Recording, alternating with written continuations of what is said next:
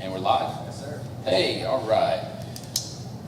Okay, so first of all, welcome to everybody that's here in person and everybody that is live there. This is Real Estate Investing 201.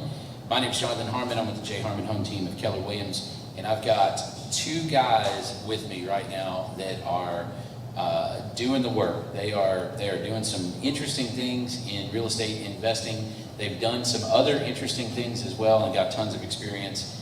And my goal for you by the end of the night is to have a lot of those initial questions answered.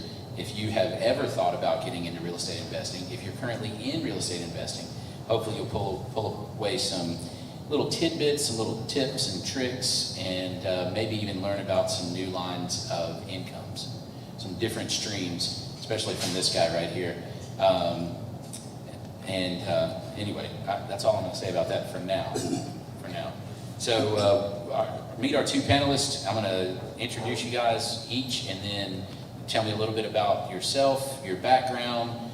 You know, keep it a minute or two, something like that. What you're doing now, and what you're essentially why you're here. Why would I ask you to be here? How about that?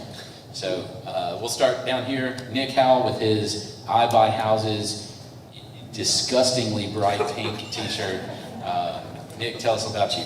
I am a real estate investor. I have been doing that on and off pretty much my entire life. I am third generation on both sides of my dad, and my mom's family builds, my grandfather's builds, uncles, aunts, cousins. I've grown up around real estate my entire life. I also work for High Water Title as a closer and marketer for them. If you see me and you see my bag, I have my notary stamp, so I can notarize stuff. I've done it as early as 6 in the morning and at midnight a few weeks after I got married, which my wife did not like that at all, but I got $200 for doing that one that late. But I flip houses mostly right now. That's what I'm investing in. I do have some other larger things that I am working on that my family, I'm a part of, but the majority of my time is spent trying to find my next flip and then helping the title company out. Gotcha. And that's what I do. I flip. So all these times that I've closed with High Water, you've never closed one for me. Is it me or is it you? It's me. Okay, that's fair. All right, and then I've got Mr. Brian Derryberry that does some different stuff and has done some of these same things. So tell us about you, Brian. Hey, I'm Brian Derryberry. Lovely wife I've had for 20-something years. She's not watching it, it's okay. Two kids. Maybe she is. Huh? Maybe she is. 23 years. Hope that's right. Anyway, been in real estate, started buying when I was 19. That was a long time ago. I started my business in 2001, and at that point, we had a good bit of rentals, did a few rehabs, but since then my business has totally switched because the economy changes, and so your business needs to morph as it goes. Don't have any rentals, but I do a lot of owner finance, and I do unintentionally do rehabs. I don't go looking for rehabs, but Sometimes they find you. Yeah, you can't say no to something. So Yeah, gotcha. So I do a little bit of investing myself, so I'll probably chip in on a few of these, but I've got a couple of Airbnbs, 3 Airbnbs, and now have 3 long-term rentals. Just sold one earlier this year. So the Airbnb business is different. I was really hoping Grant was going to be able to be here tonight. Poor fella, if you're watching, buddy, we miss you. I hope you get well soon, but thank you for not being here tonight. That would be terrible for everybody to leave with a stomach bug. So anyways, we're going to jump right in. If you joined us on Real Estate 101, we kind of got some really basic stuff and kind of explored some different avenues of investing and got some advice. If you remember our friend Talbot, his biggest advice was don't manage it yourself. Oh, yes. That was, I think he said that about 25 times. Don't manage it yourself, talking about rental property. I do manage mine myself. Did you manage when you had rentals?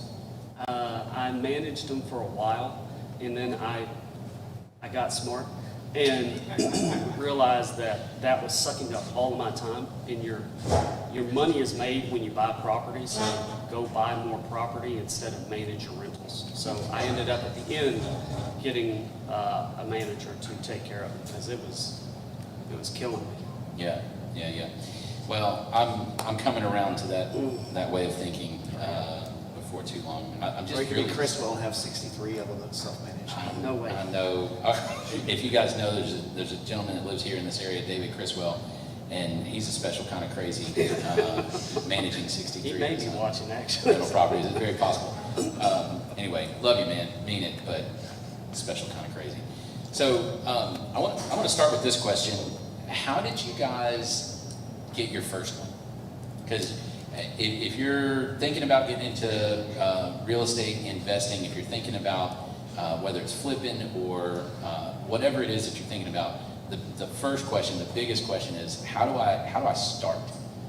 Once you get started, if you're successful on the first one, it's kind of easy to keep rolling, right? But how do you do the first one? Go ahead. Do you want me to do the building one or the investing one? Let's start with the investing side of things. Okay, investing side.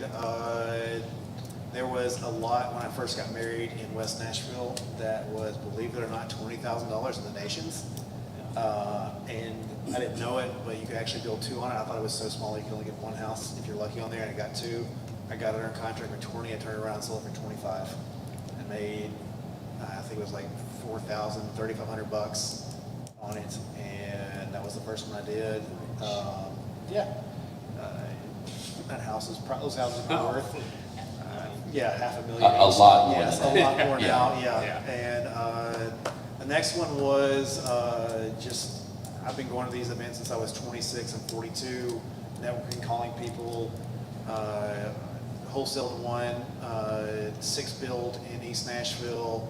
I think the guy wanted $300,000 for 6 lots, and I found a buyer for it. It took, 4 or 5 months to close, but I got a $12,500 check. I took that and bought some other stuff. Found a program that I really liked. I brought a probate with my dad. We made $73,000 in 7 days. All we did was buy it, close it. So what I'm hearing is you're pretty good at digging up stuff. That's my expertise, is digging. What is the secret to digging up stuff? Patience. Like it's long and boring. Like I was showing him, I've got every single foreclosure filing for Davidson County, Rutherford County, and 7 other counties since the year 2000 that I hand counted myself. And so I go through and I look for trends, for zip codes, neighborhoods, and then I go after it. And when you say you go after, what does that mean? I call them, I knock on their door, I send them Facebook messages. I don't harass them like a crazy ex-girlfriend or ex-boyfriend, but Pretty close. Yeah, it's close. I've got one right now. I was talking earlier about she's in foreclosure on Thursday. Like you can't be trying to steamroll me into getting more money. Like if you don't sell it to me, I'll buy it from you on Thursday at the auction, whether you like it or not. Yeah. And so I try to give people a fair price on something, but whenever, I don't know about you, buddy, but whenever I sell something, there are people that are lucky that get the highest comp and set all the trends. That ain't me. I've got friends that whatever they touch is gold. It's not for me. So I always try to set my stuff when I'm looking at something, 2 or 3 lowest comp, all right, everything's selling at 300,000.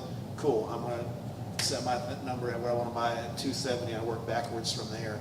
And I never, under any circumstances, even in the appreciating market, think, this is going to appreciate, so it's going to make me even more money. I never do that. It's the quickest way of To have to call me. Yes.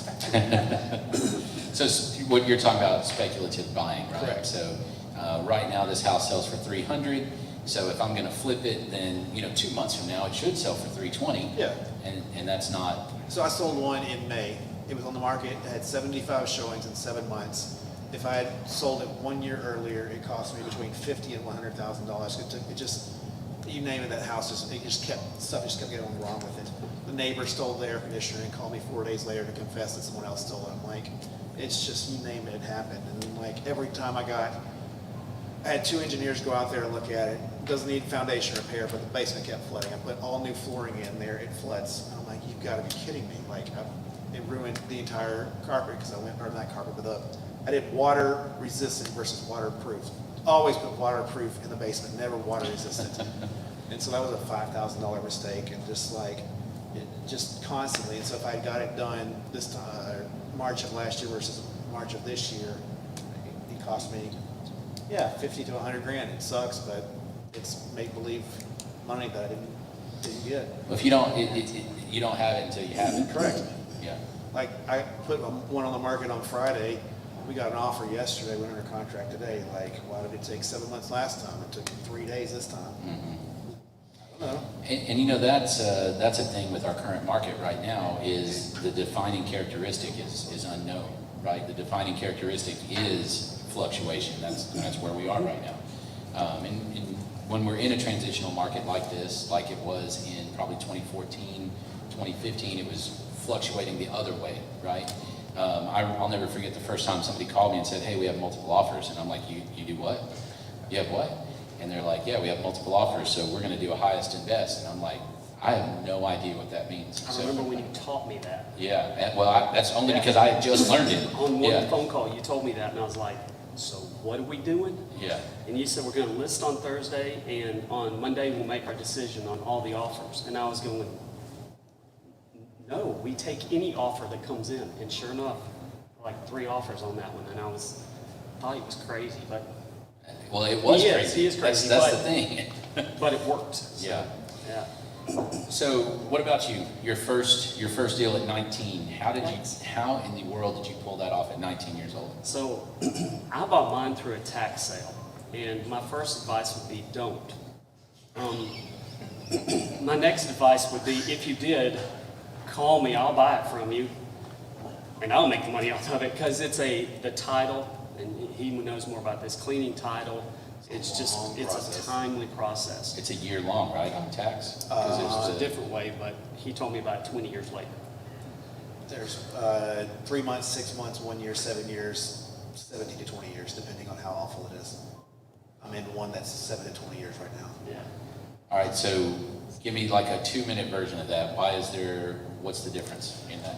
All right, so it also depends on the judge. Like, the judges don't know the laws. Like, if it's an abandoned piece of property, the tax card or the state law states that you can do redemption that's over after 3 months. An abandoned house is 6 months. But everyone in Tennessee, all the judges give people 12 to 13 to 14 months because they're the judges, and they try to get that turned over with the state. They're not going to overturn it when a judge has signed off on.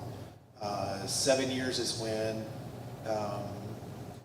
you've got issues. You can only find certain heirs, and then you've got to wait 7 years for the heirs to show up. And then 20 years, if you can find no heirs, you have to pay the taxes for 20 years on the property and do some other stuff to claim it, unclaimed stuff. Those are pretty rare. They are around, but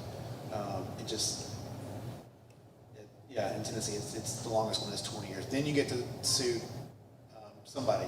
You're not who's sure, but you got to run in the paper. And it takes anywhere from 3 months to a year, sometimes 2 years, depending on how convoluted it is and how good of an attorney you hire. Because most attorneys will say, oh yeah, I know how to do that. And I'm like, really? Let's talk about it. Because I don't know much, but I know more than most attorneys. Oh, you have no idea what you're talking about. Yeah. But during that time that you're waiting for all of that stuff to clear, you can rent the property, you can do certain things to it, but you want to be hesitant about repairing anything. Is that correct? You can, the judge will let you, if it needs a roof, you can fix a roof. If a window breaks out, you can fix Necessary that. maintenance. Yeah, Stuff so- that has to be done to keep it up to standard. Habitable. Yeah, so my cousin, one of the walls bowed in one of the ones they bought in Davidson County. They had to fix it. But then they had to turn everything into the court to make sure, okay, this is what we actually did, pictures, everything had to be documented. If they redeem it, so Yes. that they'll get the money back. Correct. basically.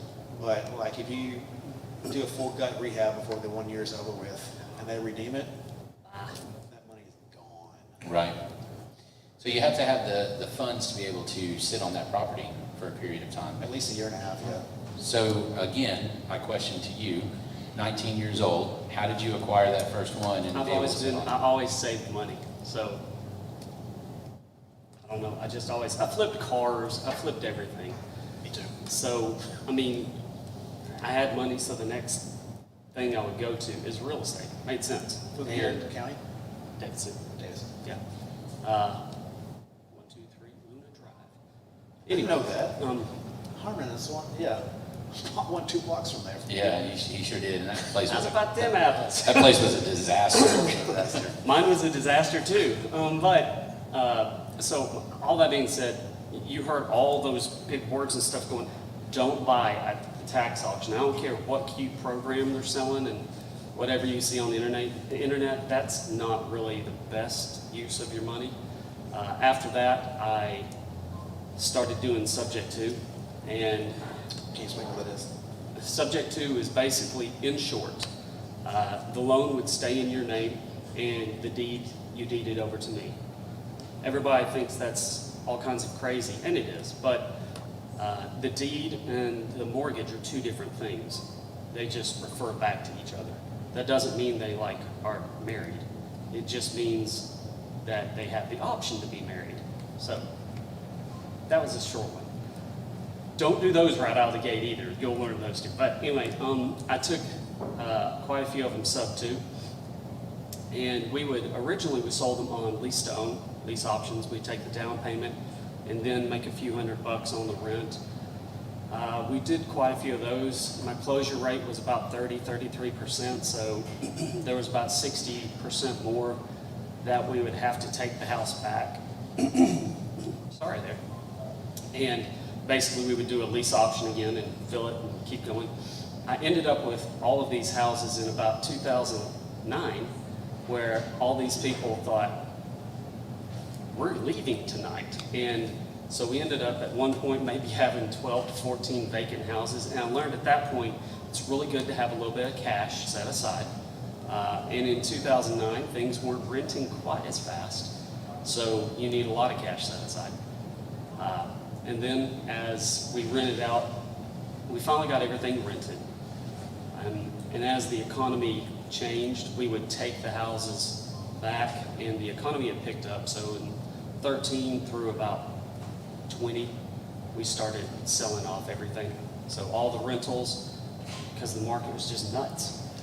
And so all the rentals, we just rehabbed, put them on the market, and made our money back. Do you regret selling any of them? Because of I'll get some of the flip prices, stuff that I've done, double and triple. I don't really, for this reason. Here we go. There are plenty of deals out there. There Yes. are plenty of houses in the market, plenty. And so you just have to constantly be looking for the next deal. Just because, now there are a few that I look at now and go, hey, I could have made another 200,000 on. I would appreciate 200,000, please don't get me wrong. But there are also with the money I got, there were also another 4 or 5 houses I bought. Yeah. So, you would take your 60, 70, 80 and then bankroll it into another 5, 6, 7 houses. So, Yeah. Well, and in the moment, that was the right decision to make, most likely. Yes. and you're diversifying. The more houses, so it took me a lot of years to figure this out. The more houses you have, the more diversified you are. So the less risk you have of one house taking you down. And I had a friend who told me, I would rehab a house at a time because I'm kind of lazy. And so I would rehab a house at a time, and he said, why are you doing that? Because if that house doesn't sell, you're stuck. He said, if you're flipping 5 at a time, and 3 of them sell, you have enough cash flow to go buy 3 more until those other 2 sell, and you just keep bankrolling it. And so it only took 20 years to figure that out. And I'll give my story. So I've started out probably like the majority of folks that are starting landlords would start. I ended up renting the first house that we bought.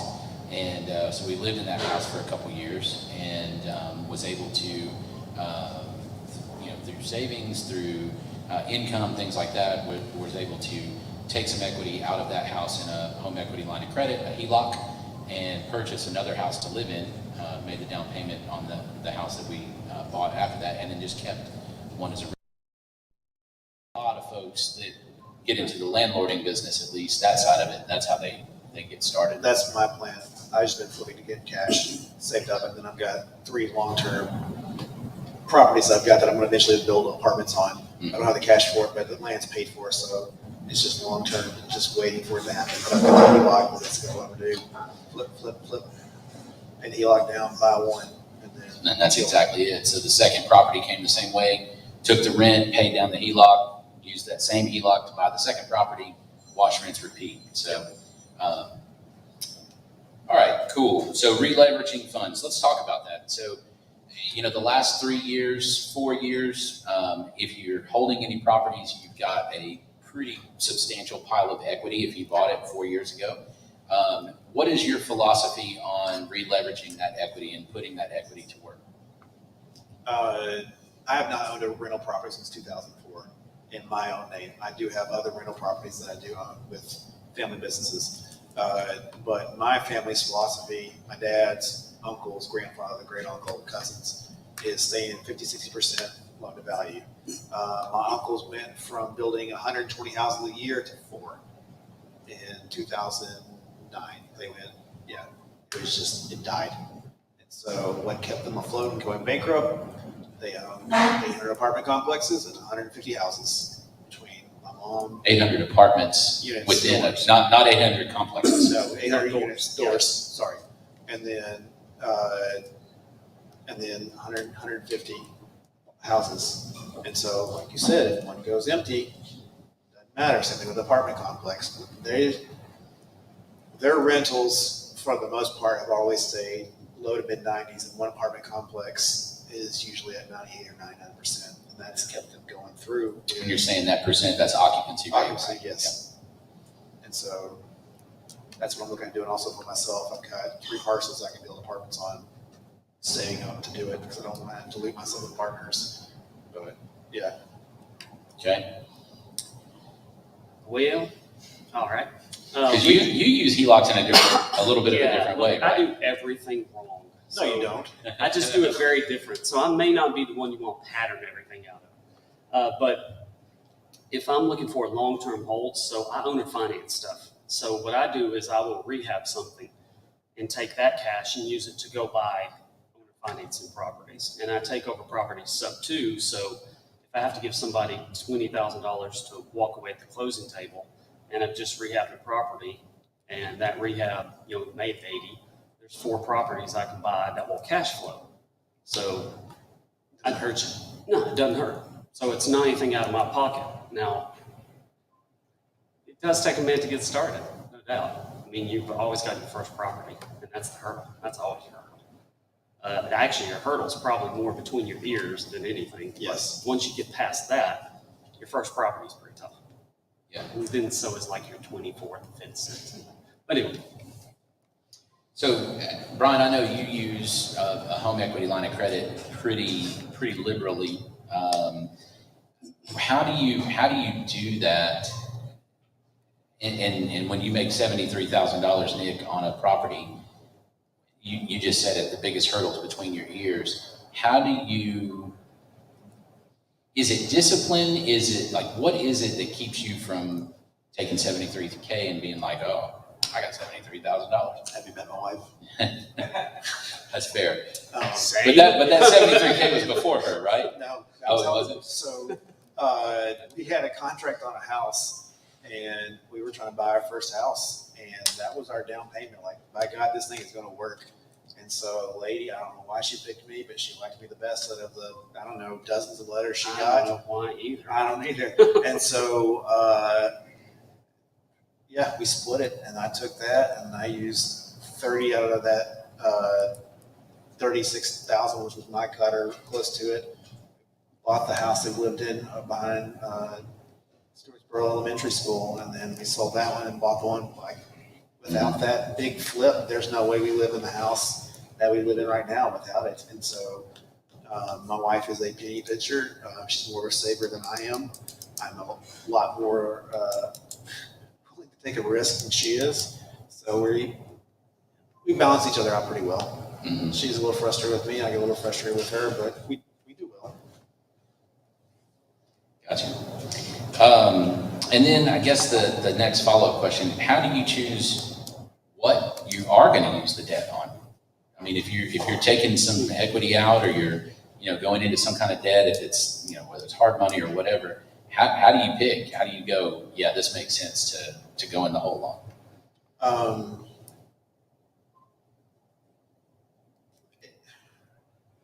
It's,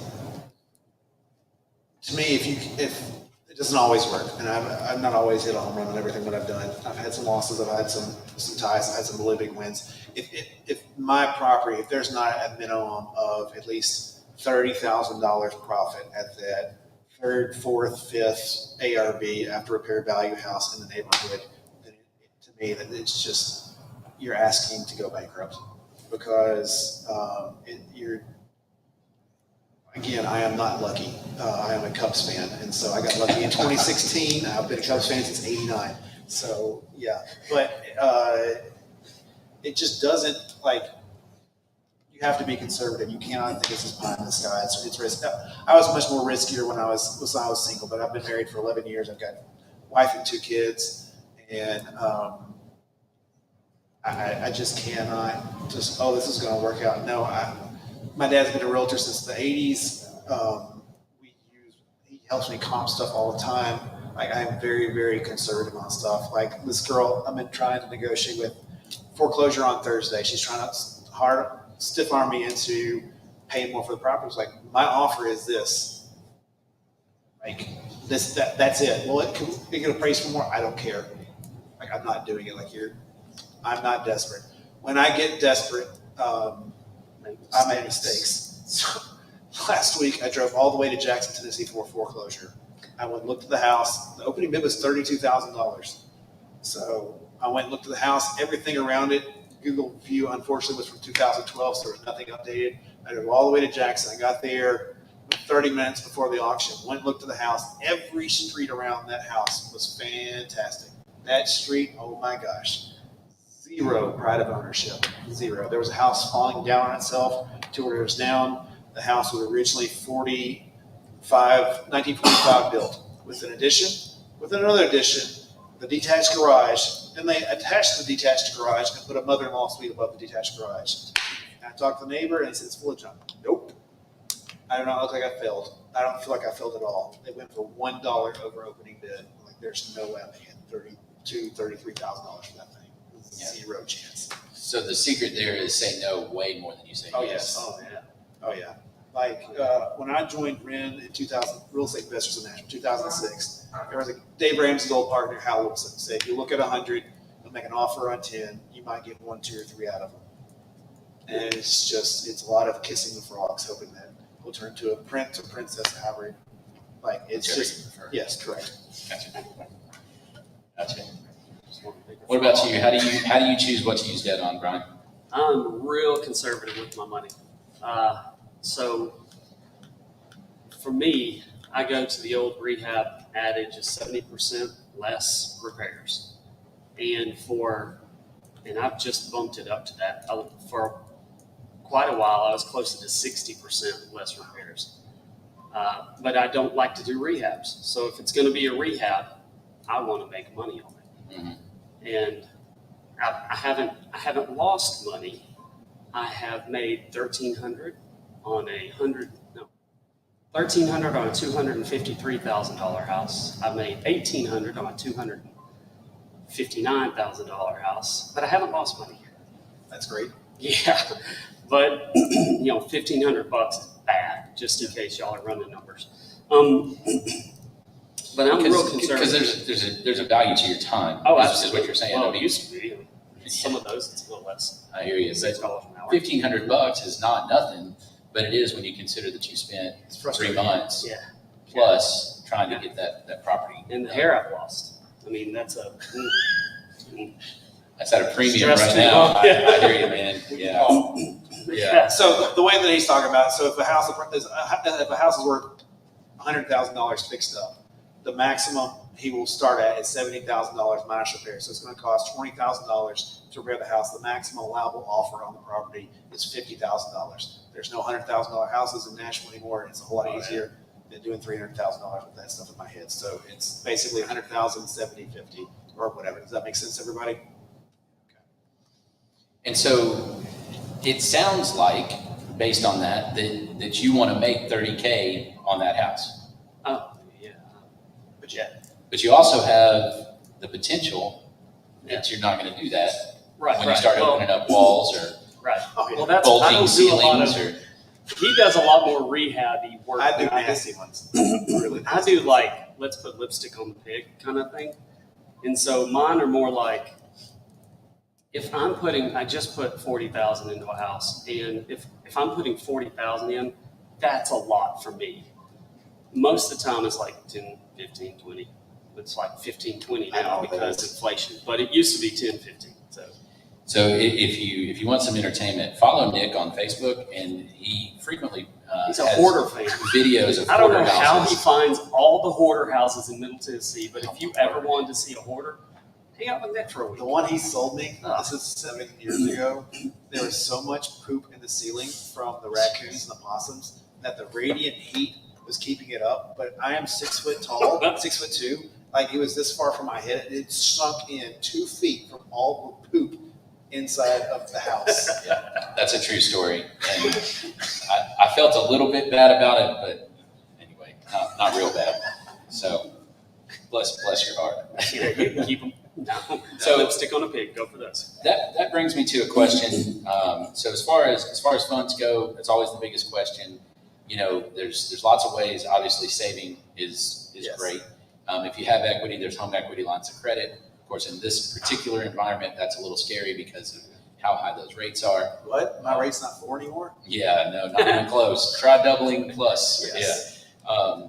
And you know, then there's also some hard money routes that can be a little bit scary. You have a huge spread if you're doing hard money, and your lender is typically right now not going to give you more than 70% of value. Some have pulled back a little bit. So if you're borrowing hard money, you're going to have a good spread. Hard money is where you get within 24 to 48 hours from a private lender. The rates are anywhere from 10% to 15%, and then they're going to make you put points down, either 1 to 4%. So however 1 much. to 4, that's cheap. I've heard 3 and 5, and interest rate 12 to 15. So yeah, it's out there. It's not cheap. The reason why it's called hard money, it's because it will hit you hard if you don't pay it back quick. Most of those guys are okay with taking the house back too. So most of these guys are investors or people. I mean, I'll loan to you. You don't want my rates. You really don't. So That'd be my question. What is your rate? If I'm doing it, it's 15%. When you do owner finance, is it? Oh, if I'm doing owner finance, it's anywhere from 7.9 to 9.9. There is a state usury law for Yeah, but a lot depends on, like, if it's a mobile home or whatever, it's a high risk. Well, nobody else will buy and sell a mobile home. So I have the ultimate market. Like, which one of y'all are interested in buying a 30-year-old mobile home? Right? Okay, I will. So, but I want them to owner finance it to me, and I'm going to turn around and owner finance it to somebody else. So if they're owner finance it to me, first I don't pay interest. I don't owner finance. I get them to. If the house is worth 50 with the land and everything, I'll pay the 50. But here, doesn't always quite go like this, but roughly, here's the way I'll do it. I'll give you X amount, and we'll do X amount per month. And then it's real easy to find somebody that will pay less than $1,000 a month for owner finance, and they'll put 10, 15,000 down. So I would sell it at 75 or 100, depends on what it is, and make that sit like sandwich in the middle. Then we can get all kinds of creative if you want. Crazy. I get glossed over with some of that. I'm not gonna lie. So maybe I need to drink more. I don't know. I got a friend that has a place. Yeah, that's true. All right, so let's talk about this. So talking about financing, the next question, at least for me, is especially if we're doing flips or even long-term stuff and even some of the stuff that you do, you're not going to do all the work yourself. So how do you, at this point in our current climate, how do you scrub subs? How do you get subcontractors? How do you manage that? I mean, Talk to me about that. And then kind of dovetail that with, how do you build out a budget for a flip? So you said 30K or 30%, and then less repairs after that. And you said, okay, so if there's a $20,000 projection for the repair, how do you do that? Well, I've been doing it. Okay. How did you do that at the beginning? Right. So at the beginning, I had a friend that was a contractor. He went with me. I also was friends with some handymen, because you also have to think, I had rentals and they always have something wrong with them. Something to build into your profit, by the way. But they always have something wrong with them. So I had a handyman or two that would gladly go with me in hopes that he would get the bid. So a lot of the time when I was getting started, I would call 2 or 3 handymen and have them show up and have them give me their price. And I don't mind them being there together all at the same time, because if they're fighting with each other, twofold. One, I'm getting a better deal, and 2, I don't want to use you two. So y'all fight it out, and I'll use the third guy. So I personally do it, again, I do things a little different. I'm not opposed to, I mainly say this, but this isn't accurate either, but I mainly buy in Alabama and Tennessee. I got something we're closing in South Carolina. I didn't name you, but I did name you. See, it's a recap. But for those now with Facebook, I can call, and I actually have, I stole this from another investor, but I actually have a price list that goes through how much they install flooring, how much they're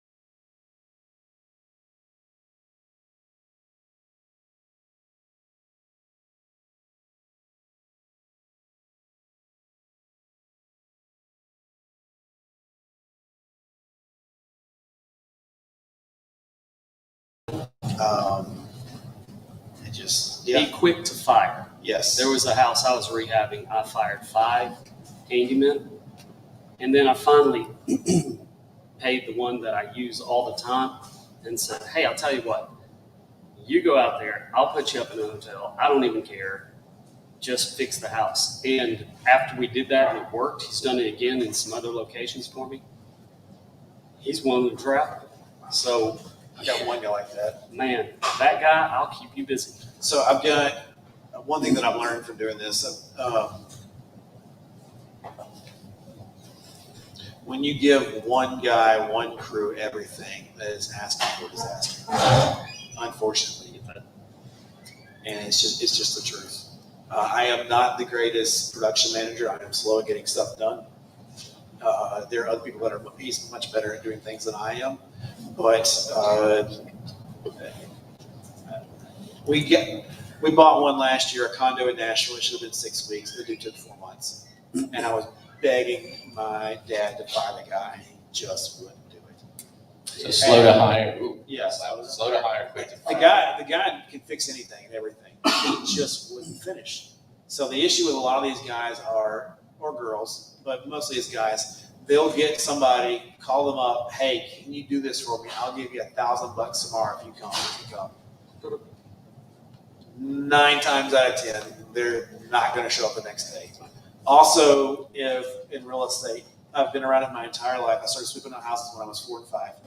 And my big thing was going to donut country. You get a donut and a thing of milk for $1. I thought I was the king of the world when I was 4 and 5, sweeping out houses.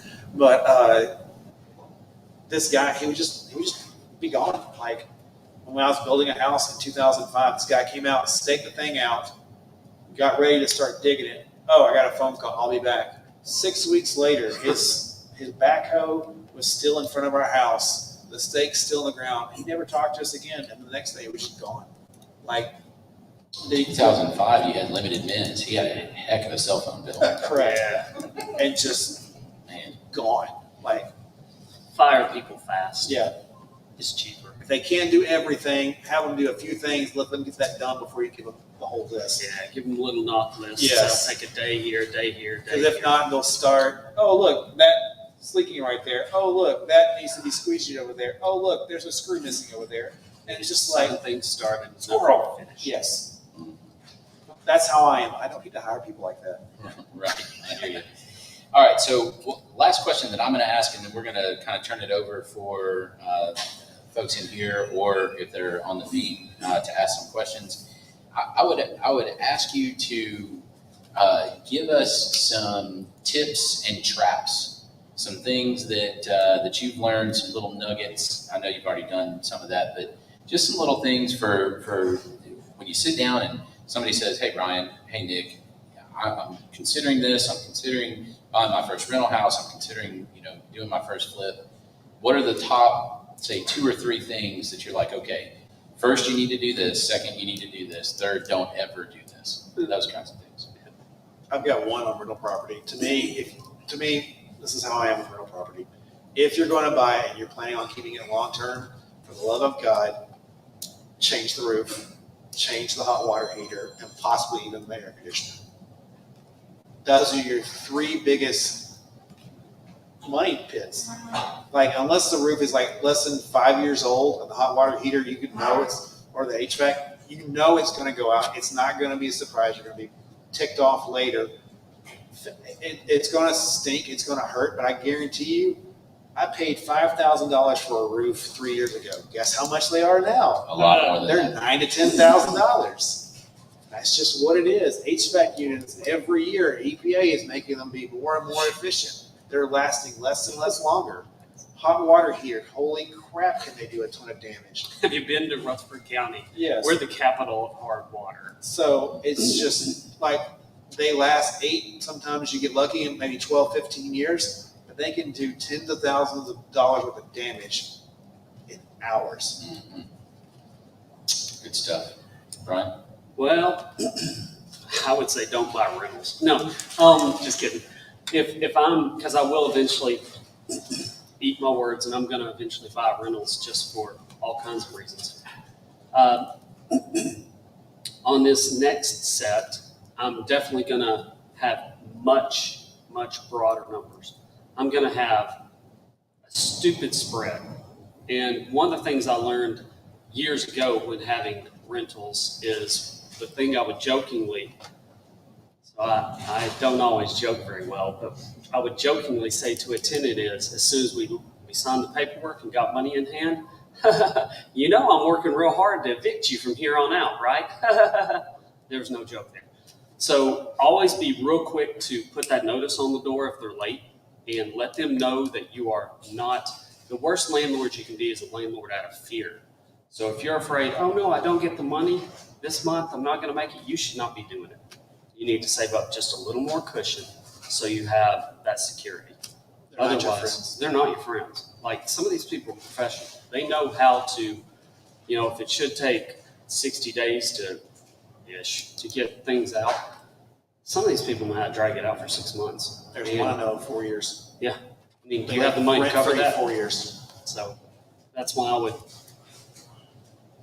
have a little cushion, but I don't have any right now. So There was a judge that just retired in DeKalb County because I was flipping houses in Smithville.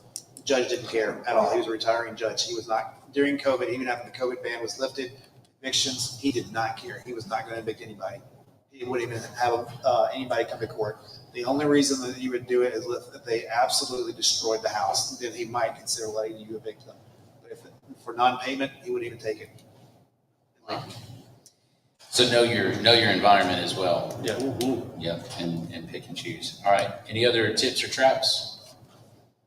Be patient with yourself, Oh, yeah. because it's going to take you a while to understand it. I still learn stuff every single day on this business, and it will humble you quickly. It's usually from an attorney calling you going, hey, Brian, you got a minute? That costs like $14,000. Yeah. So I would throw in on the be patient thing is there is no, one of the things that I personally get caught up in is this feeling that I'm behind somehow, right? Like, I feel it. All the time. yeah, I'm the comparison, right? I look at Nick and I'm like, man, I would really love to flip a house. Oh my gosh, I'm so far behind right now. I can't do it. Someday I'd like to be Nick too. Yeah. I didn't say I want to be Nick. Oh, okay. That's not what I said. Disregard that. My Yeah. bad. Let's clarify here. I will never wear a pink shirt that says I buy house. Well, I probably would. Let's be honest here. I probably would. But I'm not I guess my point is run your own race and do what you're comfortable doing, and then maybe push that comfort just a little bit, right? a little bit. Like I've got friends that have got in later than I did and blown it out of the water. And every now and then I get jealous, but then I look at my personal life versus their personal life. I like seeing my kids. Like my kid cried when I left. I told her I'd be home in time to pray with her and tell her Bible stories, and I do it every night. Great. Nick's about to get up and leave. Yeah. But like I asked my friends this, like, how much is too much? Like once you have 10 paid off houses, like rent around here is what, minimum about $1,500. If you have 10 paid off houses, yeah, you're $15,000 a month. That's what is that, 180, yeah, coming in a year. That's ridiculous. You have rent vacancies, some other stuff. Like it's not a hard number to get to. That's where I'm getting. Finishing up my flips, I'm going after rental, knock it out, do another one. And then I was talking to my wife about it last week. 10 rentals, 11 rentals, 12 rentals. We're done. Like we can do whatever we want to. We can keep working. We can goof off. My wife is from Europe. She literally, all right, I'm a Waldron. My mom is a Waldron. I thought I had a big family. My wife has 45 first cousins. 45 first cousins. They're all over Europe and Australia. She doesn't even know them all. I'm like, I love to travel. If we had 10 paid off houses. Vacations Yes, everywhere. Australia, Switzerland. It's beautiful. We're from Columbia, Tennessee. Mule Day. Yeah. But like, And you got a Puckett's. It's built into the corner of the square. It's really crazy. I but got nothing. it's not a big number, and like it's one at a time, two at a time, and just knock it out. And before you know it, you're done. Like you don't have to go to work. If you want to go to work, you go to work. You want to go buy a used car and fix it up and flip it? I did hundreds of those. It's like you don't have to do whatever. I was asking my daughter, you want to go? We've got a cousin that's Adriana's age, lives in Austria, an hour from the Swiss Alps. Hey, do you want to go sometime skiing with your cousin in the Swiss Alps? I said, maybe. I'd love to do it. Yeah. I've never skied before. What? Yeah. I've Yeah, done it twice. I've never skied. 3 times. I'm a little bit terrified, honestly, because I'm not overly coordinated. I'm with you on this. Yeah. I'm scared of stuff like that. Sonny Bono died doing that. You know what I mean? Come Don't on. go out down like that. Do the little kitty thing. Anyway. Fine. Yeah, being all Be a man. It's cool. Yeah. All right, we're gonna open the floor. If you have some questions about whatever, as far as real estate investing, if you financing, budgeting, particular circumstance that you find yourself in, whatever, the floor is yours. I'll start with one. So you talked about earlier, get out of your head. So that's, I would say, where I'm at today. I've got 4 rentals, bought way back when it was good, and they're sitting pretty today. Now the question is, how do you, knowing what I paid then, how do you buy something now, looking at that price, going, There's no blanket way I'm gonna pay that. Right. But look, I was buying houses in Lake Forest for $99,000. I'm so sorry. Oh, no, No. no. I Lake wish I had Forest spent $1 million over It was there. a freaking gold mine. I used to knock doors to buy houses. So you gotta, it took me about 10 years to get through that because, there's that point where somebody goes, I'm not making fun of Lake Forest. I've lived in it before. And then he sold the house one weekend when we were out of town and I didn't have anywhere to go. Anyway, I didn't think he was that good. He's good. He's actually pretty good. But anyway, you can edit that out, can't you? You have to constantly, the way it worked for me is I was constantly looking, and I also buy in multiple areas. So 400,000 here is a starter. In Manchester, 250 that's a home run. 300 is a starter. In Foley, Alabama, 125 isn't half bad. I mean, or Foley, I don't know. Foley. You're not from there. No, I'm It's not. pretty obvious. That's why I went to Jackson. Had one there. You just moved further out, basically. No, it's easy to pronounce. That's So, but my question on that is, if you're doing a buy and hold, if you're doing a long-term rental on that, how do you manage properties in other areas? And I think I know That's the a home answer. run. So that is actually, to me, it would be a home run because it forces you to use a management company. It forces you to learn this is getting out of your own head. It forces you to learn how to interview managers and figure out how to give them the reins. Now, that doesn't mean they just do everything. You also have to then call them up. Like I would quarterly call them up and just complain about something. Why? Because then all of a sudden you're back on the front of their mind again. Yeah. So they want that lovely 8 to 10% you're going to pay. Is that what everybody pays nowadays? I don't think we're allowed to say that anyways. But it's okay. Can you edit any of this? Can we put this on? It's live, dude. Oh man, this is killing me. But I would. We're in no way authorizing collusion or anything. No. Yeah. There's one guy that I know, he does statewide. There's most of them you're going to find are going to be local. There's one guy, he does it from Memphis to Bristol. Management. He does That sounds miserable. 600 to 800 houses that he's under. He's got it down. Well, a lot of these guys get a system down. Yeah. And once it's ironed out, it's not that big a deal. It's just Like, like buying anywhere. Once you get a system down, you can plug it wherever you go. Abernathy does that with his. He's got the PMI here, right? Mhm. And then he owns the one in Alabama. He's got one in Memphis. I think there's a fourth one that he's got. He just does the same thing over and over again. But he doesn't manage it all out of one office. Correct. He's got other Yeah. people boots on the ground. But the other guy, he's got his boots. He's got boots. There's like out East Tennessee, West Tennessee, where the county's getting 4,000 to 10,000 people. He'll go there if you have enough that's worth his time. If you're gonna buy one in, here you go, Fanger, Tennessee, outside of Jackson, he's probably not going to do that. But if you've got 5, 6 in that area, then yeah, he's going to do it. Cool. Next question. Yeah. Is there a recommended size for cushion versus like if you're doing a rental versus kind of flip, and have to sit on while it's sell? Is there a recommended cushion size? What do you mean cushion? You mean percentage? Put cash in the hole for a person or moving on that property in case you get stuck with it, the loss of my tenant. So we probably do things a little different. I get private money, so I find people and I pay them whatever interest or percentage of profits or whatever, so that holding costs don't affect me as much.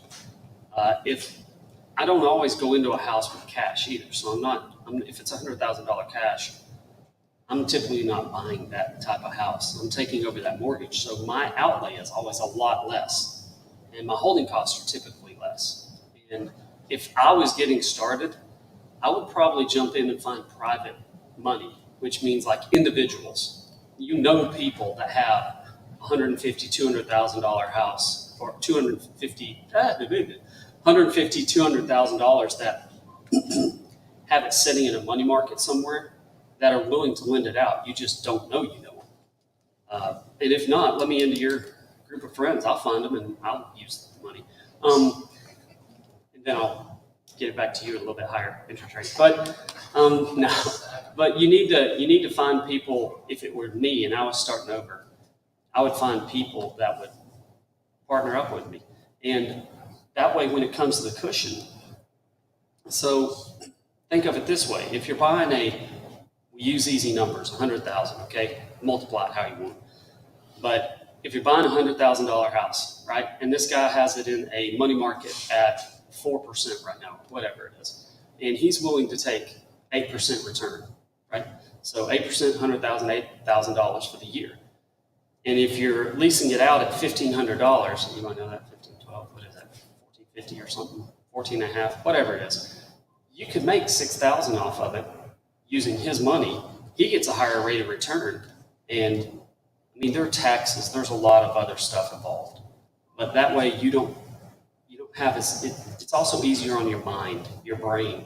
It's a lot easier to do your first deal that way because you're taking that risk with somebody. Now, I'll also tell you, I wouldn't do a lot of those because like partnerships or sinking ships. So I probably wouldn't do a ton of those, but I would also probably if I have a day job, keep my day job until I can't afford to keep my day job. 2 years. You need to do it for at least 2 years Oh, because you have to have 2 years tax returns to be able to become bankable to a bank or a mortgage company. I'm unbankable. So the other thing, the other issue on rentals is if it's not cash flowing at least $350 a month, you are screwed. Sorry. This 1% rule, there ain't no way on this earth I would do that. At least $350 because a hot water heater is going to cost you $1,000. That's 3 months worth of profit gone. An HVAC unit is going to cost you at least $5,000 to $6,000. If you're not getting $350 a month, you get anything less than that, 2 years worth of your profit is gone. A roof, down payment on a roof with $1,500, $2,000 with an insurance company, your entire year is gone. You've got to get at least $350. You got to cushion it. Yeah, you have to. And I would always recommend people. And I was a lender also. You need 1 year's worth of reserves on each house that you got because stuff happens. The other word happens too, but stuff happens. And But also as you build that reserve, so this is just me, I wouldn't have it on every house. There's a point where, yes, if you have 10% covered for 6 months, you've got ample funds. If you have, these are not hard numbers either. It all depends on the market, the properties you're buying. Are you buying A class, B class, C class? What are you buying? Because you can buy $12,000 houses in Memphis all day, every day. Oh yeah, I can find them for you. They're easy. If you want them, I wouldn't probably get into it. I think it's St. Louis and Indianapolis, but yeah, they're there. Gotcha. Have a management company on that. Oh yeah. All right, next question. Yes, sir. Paper, rock, scissors. Oh, fun. Oh, they rocked. Cool. Do it again. All right. Emerson. Question when you're thinking about the team you put together. I know you said you make a deal. Are these attorneys or are you doing homes? I know you said you have a background on family members, so I know a lot of stuff that you keep this down by doing legal or whatever else. How do you go about putting these deals together to get that money from these private lenders? Are you know? So the way I've gotten the most of my money is you'll know when I need money or when I have something coming up, because if you look on my Facebook page, I do nothing. And the only time I do it is if I'm bragging about like my kids or like pretty much wraps it up. And if I need money, you'll know because you'll see a post on Facebook, like I got one that may be coming up sooner than later, that says, hey, we just had a private money lender that I had to write a check for $9,148. If you're interested in making money in real estate, don't want to get your hands dirty, let me know. That's it. So Are you writing this up in the contract, or how are you doing that? So I do mine, it depends on who the lender is. So, oh boy. So I get money from a lot of different sources. I get private money, like somebody has it in the bank. I also get IRA type funds. It has to be secured different. I also get people that will just lend me money, and I'll pay a flat percentage for it because I may have 2 or 3 deals coming up at a time. But you're putting it on paper. So They are all secured on paper. you Oh, go to a absolutely. lawyer, or you do this? Oh no, I got an attorney that takes care of all that. I'm not you. Now I have closed. This isn't a good idea, but I've closed many a house at the kitchen table.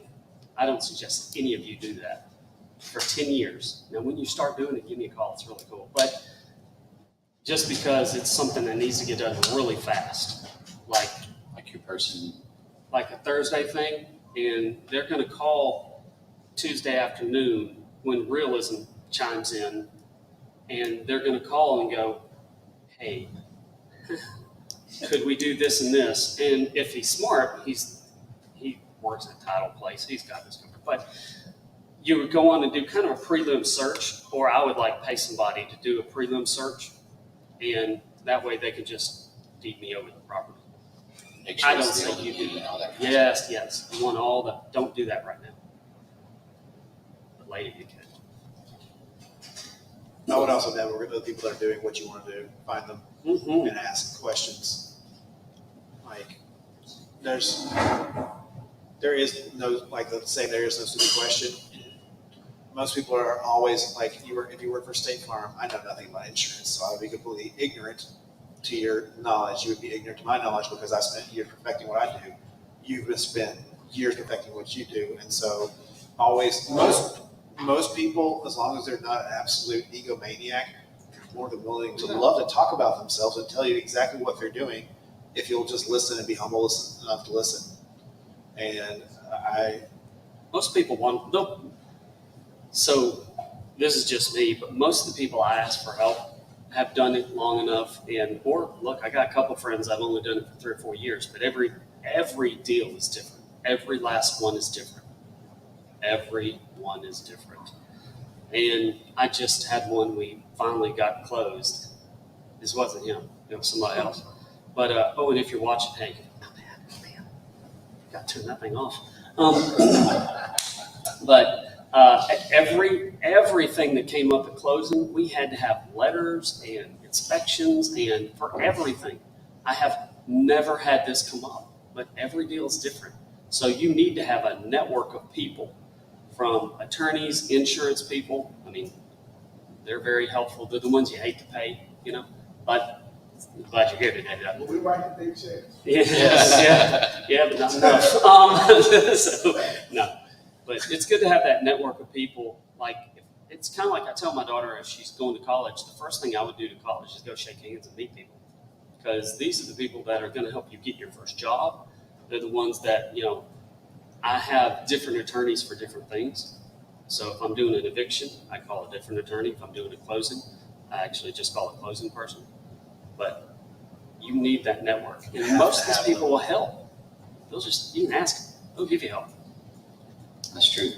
All right. The paper, rock, scissors loser back there.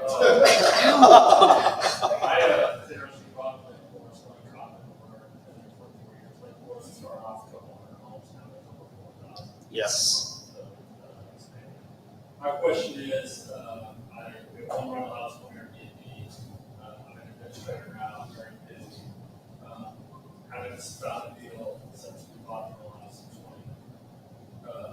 Who is a person that you should go to, I don't know, a wholesaler or something like y'all, that can do that groundwork to find that house, and then, we talked about 30% down. here in this county, I don't think you're gonna find it. Sorry, to be honest. You'll find them. They just ain't cheap as they used to be. You're gonna have to go his route. You're gonna have to. You're gonna have to do sub 2 because interest rates, their cash flow is your lifeblood, and you're gonna have to pay a little bit more and find someone that's got, for whatever reason, doesn't want this house anymore for whatever reason, 2%, 3%, 4%. You're gonna put a little bit more down to basically buy them out, because I've walked away from a few deals that I thought I was gonna buy some rental property. I couldn't make it cash, I couldn't make the numbers work. If I can't make the numbers work, I'm not gonna buy it. My wife wants me to have rental properties, we want to have rental properties, but I am unwilling to put the majority of my cash into one deal. Because the issue with refinancing out on that thing, unless it appreciates, which I never anticipate, that money is stuck for the next 30 years. It's stuck. And you might look someplace else or sub two. I've tried it. It has not succeeded with me yet. You're taking over someone else's loan. So let's say John Smith passes away. Mary Smith, that was married to John, had a 3% interest rate. She's got 4 kids. They're all young. She doesn't know what to do with the house. She's done. She's moving back home with mom and dad to get help. If they don't listen with the Jay Harmon team, this guy can come in and say, I will give you X amount of money because I want your interest rate, because I can put someone in it and lease it to them for them to buy it or keep it as a rental property. Does that make sense? So that, to me, that's the only way of finding stuff right now. I've tried it for 3 or 4 years, and I've tried 2 or 3. I thought they were going to stick, and it didn't happen. He's much better at it than I am. I would maybe contact a wholesaler, because right now a lot of them are starving. That they need some kind of deals. It's because the market's shifted, and wholesaling, depends on how good you are at it, you can get kind of pinched in it. So I would befriend a few wholesalers. I'll tell you this, I haven't bought anything in Middle Tennessee in a lot of years. I've bought in everything surrounding, like, Cannon, Coffee, Bedford. I bought in those counties. And if I was looking for a rental, I would probably look out that way as well. Rents out there for 1,000 years were $400 or $500. They're moving. West Tennessee is no longer $400 or $500. Everything's about $1,000 a month. It stinks. Republican, Democrat, whatever you want to believe financially, Don't matter. it doesn't matter. That's what it is right now. That's correct. Tell them to call me. We'll sell them a house out in Bedford. That's what I've been wondering also, like how these guys are going to afford it, because I've got a good friend that's on the, Ryan Kellum. He does some of my flips, but he also works for the fire department. Like, I don't know how these guys, I don't know what the answer is. Like, it's ridiculous. Like, all this influx of Biden and Trump flushing the money in with the economy, and then all the people from California. Imported money. Yeah. Like, it's not fair, but I don't know. I mean, is it, you know? Anything fair? Who cares if it's $5 trillion? Just figure out how to Yeah, make sure. Yeah.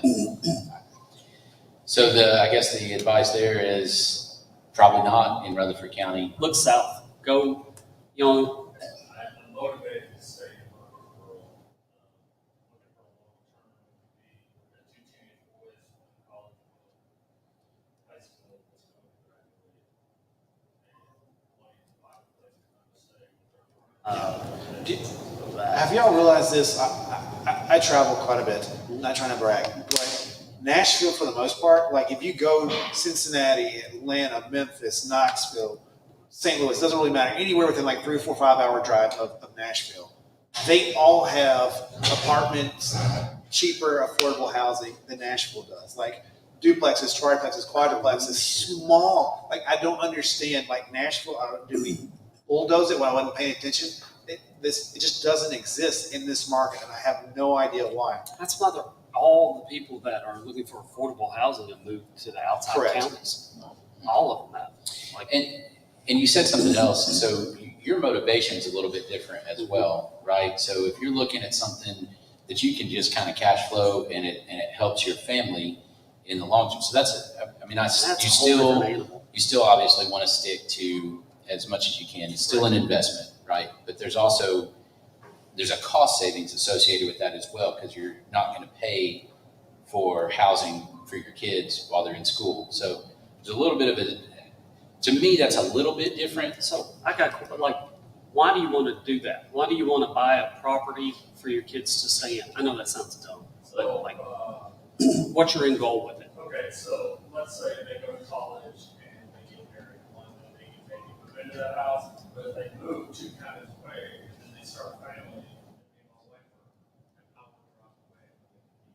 Okay, so you're wanting to keep your family closer, basically, to have the option to keep them closer. Okay, so it comes down to how much you're willing to pay for that option. Right. So I want the same thing. I want my kids to be pretty close to me because I'm just selfish like that.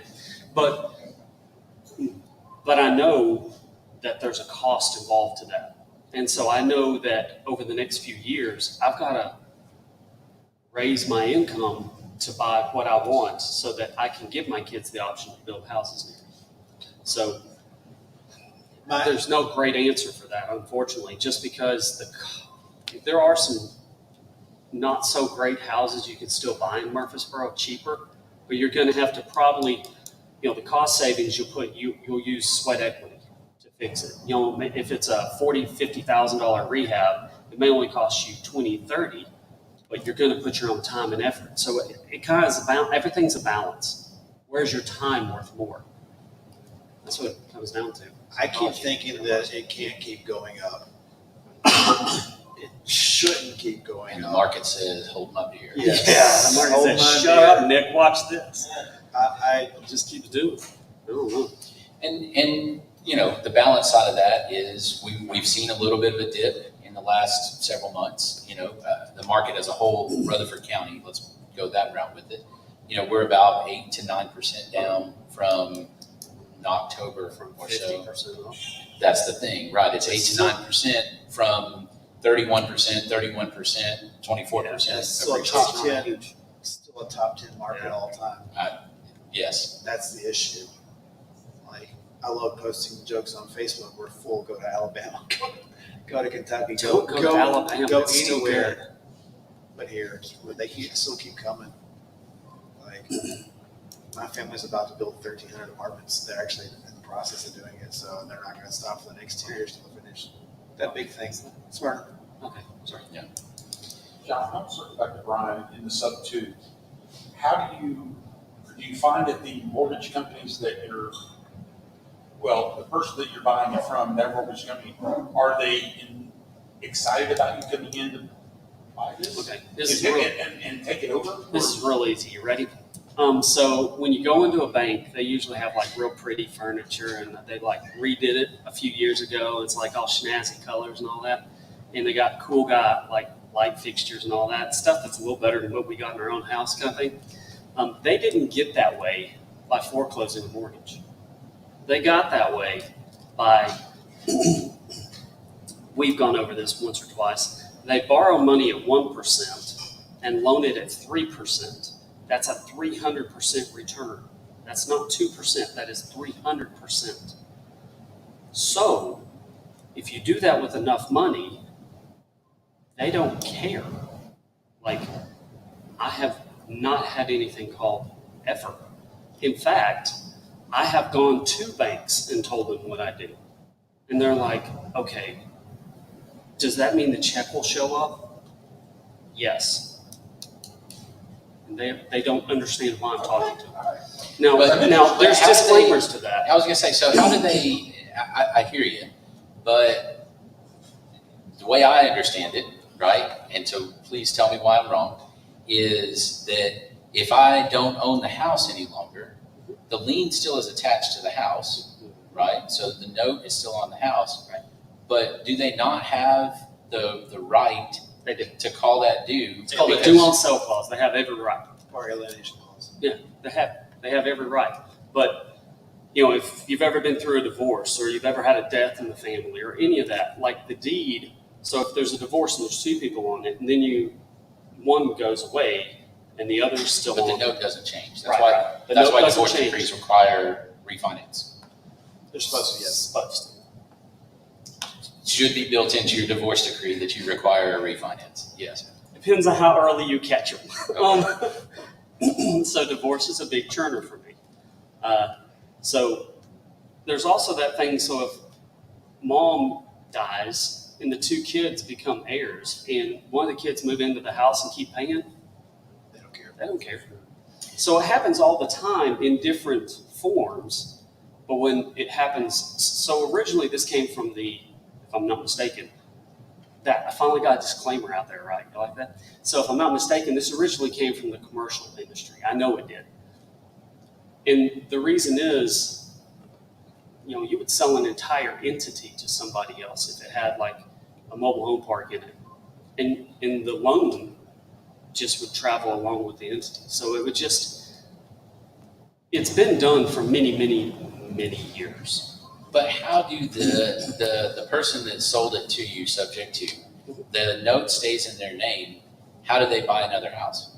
So a lot depends. A lot of the time, a lot depends on the situation. If this is where I actually asked one of the mortgage people last time they were here, they'll give sometimes a 70% credit. So it depends on how long the note's been made, how long it's been paid. They'll give a percentage of credit.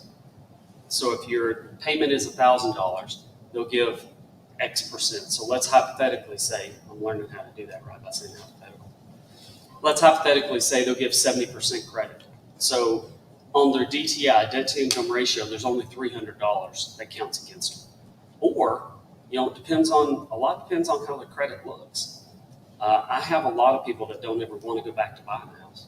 So it's not even an issue. Or they have a divorce issue, and when that happens, a lot of stuff gets blown up anyway, and it takes them a while to build up their credit. But in the meanwhile, I'm making the payment, so their credit's doing fine on this side. But you become a third, are you listed on the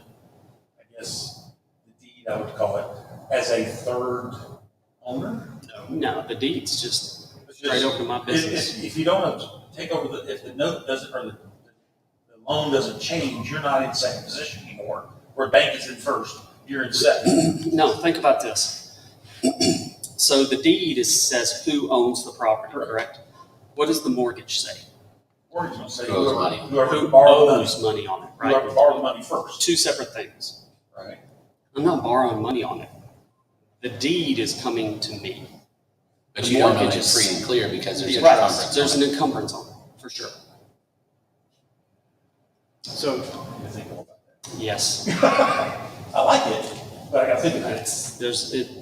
Don't go do that straight out of the gate. There's a few moving parts to it. Interesting.